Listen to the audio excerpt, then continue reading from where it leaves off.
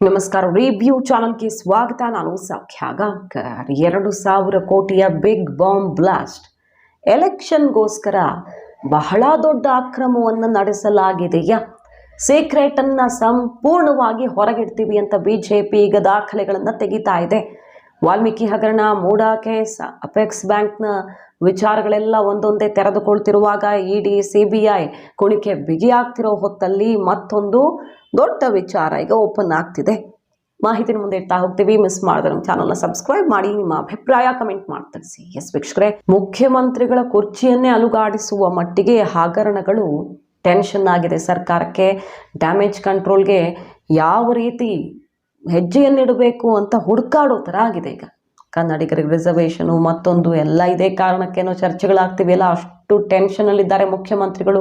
Guarantee ಸರಿದೂಗಿಸ್ಬೇಕು ಅನ್ನೋ ಸವಾಲು ಒಂದು ಕಡೆ ಆದರೆ, ಹಗರಣಗಳು ಬೆನ್ನು ಬಿಡದೆ ಕಾಡ್ತಿರೋದು ಒಂದೆರಡಲ್ಲ, ಸಾವಿರ ಕೋಟಿ ಹಗರಣಗಳೇ ಬೆನ್ನು ಬಿದ್ದಿದ್ದಾವೆ. ಅದು ಮುಖ್ಯಮಂತ್ರಿಗಳ ಬುಡಕ್ಕೆ ಬಂದಿರೋದ್ರಿಂದ ಇದ್ರ ನಡುವೆ ಈಗ 2,000 ಕೋಟಿಯ ಬಿಗ್ ಬಾಂಬನ್ನು ಸಿಡಿಸಿದೆ ಬಿಜೆಪಿ.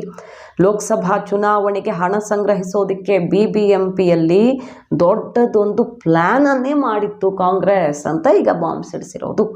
ರಸ್ತೆ ಕಾಮಗಾರಿಯ ದೊಡ್ಡ ಹಗರಣ ನಡೆದಿದೆ ಅಂತ ಮಾಜಿ ಉಪಮೇಯರ್ ಬಿಜೆಪಿ ಬೆಂಗಳೂರು ಉತ್ತರ ಜಿಲ್ಲಾಧ್ಯಕ್ಷ ಹರೀಶ್ ಅವರು ಈಗ ಆರೋಪಿಸಿದ್ದಾರೆ. ಬಿಜೆಪಿ ಈ ಮೂಲಕ ಒಂದಿಷ್ಟು ದಾಖಲೆಗಳನ್ನು ಹೊರಗಿಟ್ಟು ಈ ಕೇಸನ್ನು ಅತ್ಯಂತ ಗಟ್ಟಿಯಾಗಿ ಹಿಡ್ಕೊಳ್ಬೇಕು, ಮತ್ತೊಂದು ಹಗರಣ ಸರ್ಕಾರದ ಉಸಿರುಗಟ್ಟಿಸಬೇಕು ಅಂತ ಈಗ ಅಖಾಡಕ್ಕೆ ಇಳಿತಿರೋದು. ಏನೇನು ಹೇಳ್ತಿದ್ದಾರೆ ನೋಡಿ. ಹಾಗಾದರೆ 2,000 ಕೋಟಿ ಎಲೆಕ್ಷನ್ಗೋಸ್ಕರ ಏನು ಪ್ಲ್ಯಾನ್ ಮಾಡಿದ್ರು ಅಂತ ಅವ್ರು ಹೇಳ್ತಿರೋದು. BBMPಯಲ್ಲಿ ಲೋಕಸಭಾ ಚುನಾವಣೆಗೂ ಮುನ್ನ ಕರೆಕ್ಟ್ ಆ ಟೈಮ್ಗೆ ಯೂಸ್ ಆಗೋ ಥರ 2,000 ಕೋಟಿ ಮೊತ್ತದ ಟೆಂಡರ್ ಪ್ರಕ್ರಿಯೆಯನ್ನು ಶುರು ಮಾಡಿದ್ರು. ಫೆಬ್ರವರಿ 5ರಂದು ಟೆಂಡರ್ ಕರೀತಾರೆ. 15 ದಿನದ ಒಳಗಡೆ ಈ ಟೆಂಡರ್ ಪ್ರಕ್ರಿಯೆನ ಮುಗಿಸೇ ಬಿಡ್ತಾರೆ. ಹಾಗೆ ಮಾರ್ಚ್ 15ರ ಒಳಗಡೆನೇ ಟೆಂಡರ್ ಕಾಮಗಾರಿ ಎಲ್ಲ ಮಾಡುವಂತೆ ಗುತ್ತಿಗೆದಾರರಿಗೆ ಕಾರ್ಯಾದೇಶವನ್ನು ಕೊಡಲಾಗತ್ತೆ. 16ನೇ ತಾರೀಕೆ ಲೋಕಸಭಾ ಚುನಾವಣೆ ನೀತಿ ಸಂಹಿತೆ ಜಾರಿಯಾಗಿದ್ದು, ಅಂದರೆ ಚುನಾವಣೆಗೆ ಹಣ ಸಂಗ್ರಹ ಮಾಡೋದಕ್ಕೆ ಕಾನೂನು ಬಾಹಿರವಾಗಿ ಟೆಂಡರ್ ನಡೆಸಲಾಗಿದೆ ಅಂತ ಬಾಂಬ್ ಸಿಡಿಸಿದ್ದಾರೆ. ಏನು ಹೇಳ್ತಾ ಇರೋದು, ಕಾಯ್ದೆಯ ಉಲ್ಲಂಘನೆ ಆಗಿದೆ ಅಂತ ಸಿಂಗಲ್ ಟೆಂಡರ್ ಅನ್ನು ಕೊಟ್ಟಿದ್ದಾರೆ. ಮಂಗಳೂರಲ್ಲಿ ಸ್ಪರ್ಧಿಸಿದ್ದ ಮೊಯಿನುದ್ದೀನ್ ಬಾವ ಅವರು ತಮ್ಮ ಸೈಫುದ್ದೀನ್ಗೆ ಸೇರಿದ ಓಷಿಯನ್ ಕಂಪನಿಗೆ ಸಿಂಗಲ್ ಟೆಂಡರ್ ಕೊಟ್ಟಿದ್ದಾರೆ ಅಂತ ಆರೋಪ ಕೇಳಿಬರ್ತಿದೆ. ಚೀಫ್ ಎಂಜಿನಿಯರ್ ಪ್ರಹ್ಲಾದ್ ಅವರೇ ಈ ನೋಟ್ ಹಾಕಿ ಮಂಜೂರಾತಿಯನ್ನು ಕೊಟ್ಟಿದ್ದಾರಂತೆ. ಬಳಿಕ ಅವರೇ ಎಂಜಿನಿಯರಿಂಗ್ ಚೀಫ್ ಆಗಿ ಅನುಮೋದಿಸಿದೆ ಅಂತಾನು ಬರೆದಿದ್ದಾರೆ.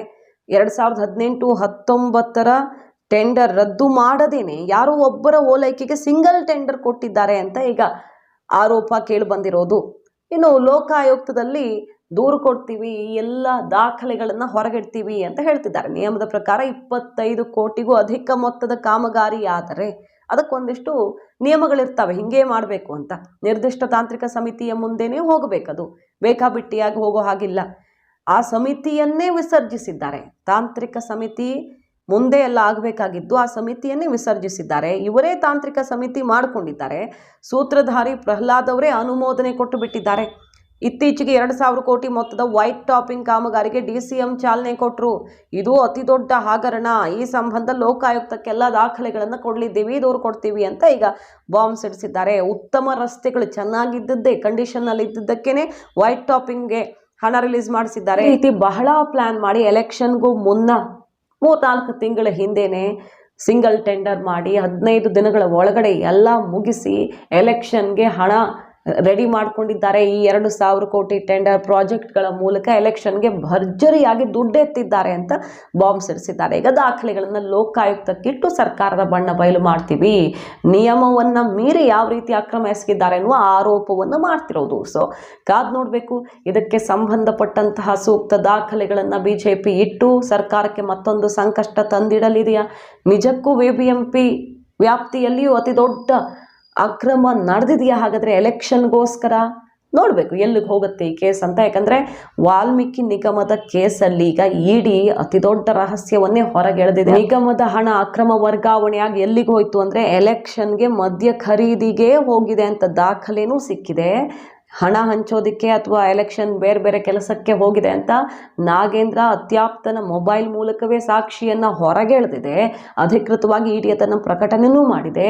ಕೋರ್ಟ್ಗೆ ಎಲ್ಲ ದಾಖಲೆ ಕೊಡೋದಕ್ಕೂ ಈಗ ರೆಡಿ ಮಾಡ್ತಾ ಇದ್ದು ಸರ್ಕಾರಕ್ಕೆ ಎಲೆಕ್ಷನ್ ಅಕ್ರಮಕ್ಕೆ ಬಳಕೆಯಾಗಿದೆ ಅನ್ನೋ ಸಂಕಷ್ಟ ಎದುರಾಗೋ ಥರ ಕಾಣಿಸ್ತಿದೆಯಲ್ಲ. ಇಡಿ ಹೊರಗಡೆ ಇಟ್ಟಿದೆ ಎಲ್ಲವನ್ನ, ಏನೋ ಗೌಪ್ಯವಾಗಿ ಅಥವಾ ಗಾಳಿ ಸುದ್ದಿಯಾಗಿ ಉಳ್ಕೊಂಡೇ ಇಲ್ಲ, ಅದು ಅಲ್ಲಿ ತನಕ ಬಂದಿದೆ. ಈ ಹೊತ್ತಲ್ಲಿ ಎಲೆಕ್ಷನ್ಗೆ ಇನ್ನೊಂದು ಬೃಹತ್ ಅಕ್ರಮ ನಡೆಸಲಾಗಿದೆ ಅಂತ BJP ಬಾಂಬ್ ಸಿಡಿಸಿರೋದು ಕಾದ್ ನೋಡಬೇಕು, ಇದು ಯಾವ ಸ್ವರೂಪ ಪಡೆದುಕೊಳ್ಳಲಿದೆ ಅಂತ. ಮಾಹಿತಿ ನಿಮ್ಗೆ ಇಷ್ಟ ಆಗಿದ್ರೆ ಮಿಸ್ ಮಾಡಿದ್ರೆ ನಮ್ಮ ಚಾನಲ್ನ ಸಬ್ಸ್ಕ್ರೈಬ್ ಮಾಡಿ, ನಿಮ್ಮ ಅಭಿಪ್ರಾಯ ಕಮೆಂಟ್ ಮಾಡಿ ತಿಳಿಸಿ. Thank you.